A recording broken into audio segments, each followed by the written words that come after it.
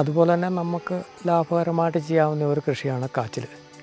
കാച്ചിലിന് നടുന്നത് April May മാസത്തിൽ ആണ് നമ്മൾ നടുക. നന്നായിട്ട് കിളച്ചിളക്കി കൂടം വെട്ടി അതിൽ ഒരു ചെറിയ കുഴിയെടുത്ത് അതിലൊരു 250 ഗ്രാം തൂക്കമുള്ള ഒരു വിത്ത് വെച്ച് അതിൽ ചാണകപ്പൊടിയോ ജൈവവളങ്ങളോ ഇട്ട് മൂടി ഇട്ടാൽ ഒരു 1.5 മാസം കൊണ്ട് അത് മുളച്ചെത്തും. ഒരേക്കറിൽ ഏതാണ്ട് ഒരു 4000-ഓളം എണ്ണം നടാവുന്ന പാകത്തിൽ നടാം. അത്രയും അടുപ്പിച്ച് നട്ടാലും നല്ല വിളവ് ലഭിക്കും. ഒരു കിഴങ്ങ് ഒരു 3 കിലോയ്ക്ക് അടുത്ത് വരെ തൂക്കം എത്തും. ഇതിന് കയറ്റം കൊടുക്കുന്നത് നല്ല ഉയരമുള്ള മരങ്ങളിലായിരിക്കണം. ഇത് വിപണനം ചെയ്യാൻ ബുദ്ധിമുട്ടില്ല. കാരണം ഇത് കിഴങ്ങുവർഗ്ഗമായതുകൊണ്ട് ഭക്ഷ്യയോഗ്യമായതുകൊണ്ടും ധാരാളം ആൾക്കാരിത് അന്വേഷിച്ചിപ്പോൾ വരുന്നുണ്ട്. ഇത് സർക്കാർ സംഭരിച്ചിട്ട് വിത്തിനായി കൊടുക്കുന്നുണ്ട്.